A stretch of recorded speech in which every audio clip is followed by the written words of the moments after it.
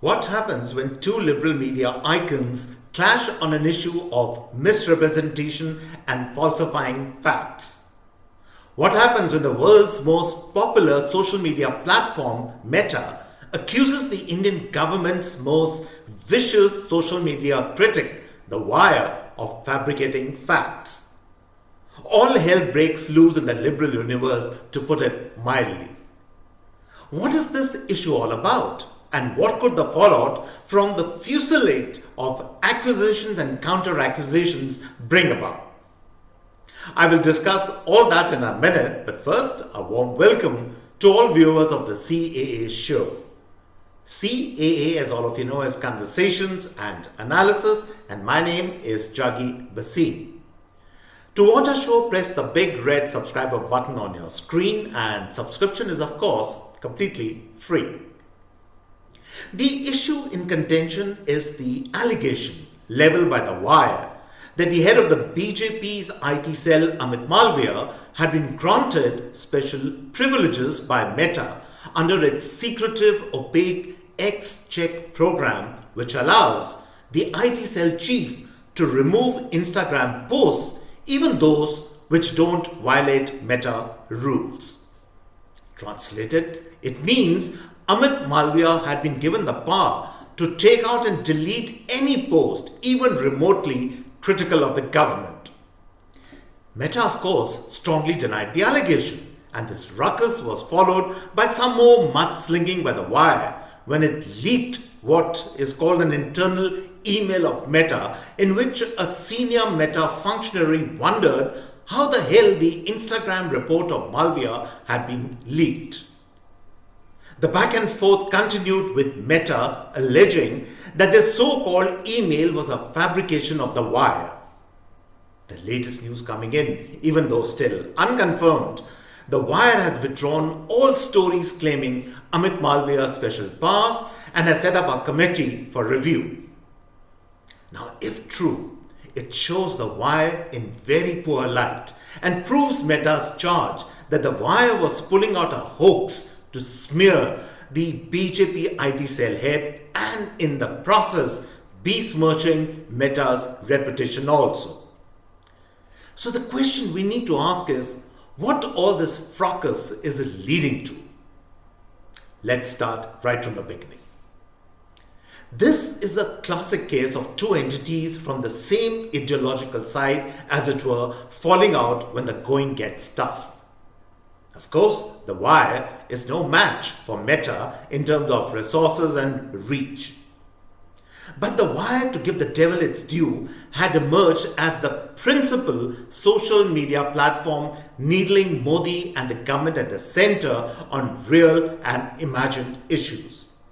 So, in that capacity, if nothing else, it has strategic value as a big thorn in the BJP's side. Similarly, Meta and Facebook had publicly declared its woke credentials when they had banished Trump from making any kind of use of its platform. Woke means woke, you might say. But as events now unfolding show, that story has soured and there is bitterness on all sides. The reason for that is wokeism needs a particular soil and temperature to flourish. 2 years back, when Biden took over, the conditions were perfect. And in India, there was mounting criticism against Modi's policies in social media at that particular time.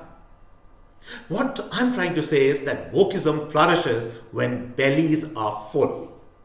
Because wokeism as a construct is about people who are well-heeled and ensconced in the corridors of power, preaching from the pulpit to others to rearrange the past and course-correct social, economic and political processes in the far-left liberal mold.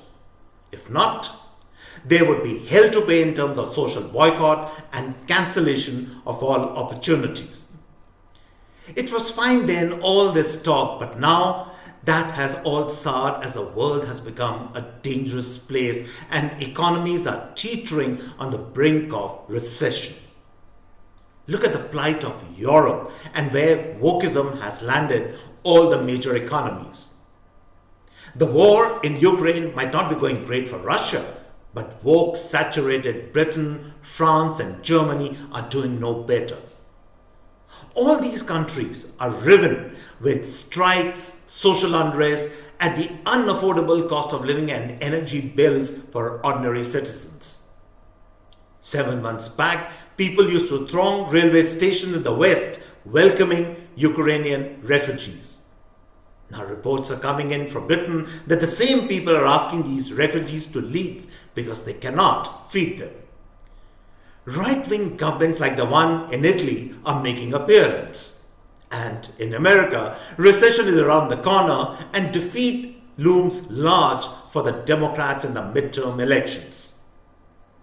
And while all this is happening in the civilized, woke Western world, back in India, Mr. Modi has consolidated his position even more, in complete contrast to the fortunes of many Western leaders. And even on the economic front, India is the lone shining story from across the world, according to the IMF chief. Now keep this background in mind and you will understand the importance of the Meta and the Wire clash. Wokeism is in retreat or under siege in all these countries because the money has run out and the ordinary people care two hoots for fine words and noble liberal causes and climate change and the nobility of not exploiting natural gas and oil fields.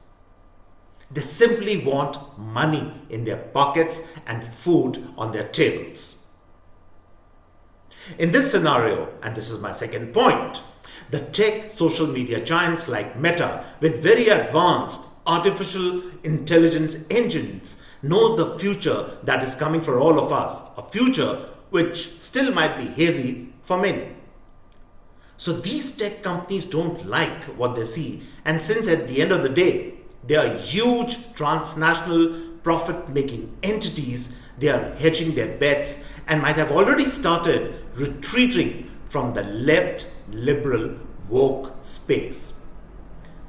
This probably explains why Meta has so strongly taken on the wire, and in their sharp rebuttals, one can almost read the new line of thought that guys, we are centrist and don't swing either way, least of all hard left liberal. If that is happening, then it is a very welcome step. It also means that the unity of liberals international is coming unstuck and a new world order is emerging, not necessarily right of center, but certainly more balanced centrist. To that we can only say hallelujah about time. And so on this note, I come to the end of this episode of the CAA show. I hope you really enjoyed this particular episode. If you like our show, do subscribe to us. And on this note, it's goodbye and cheers from my end.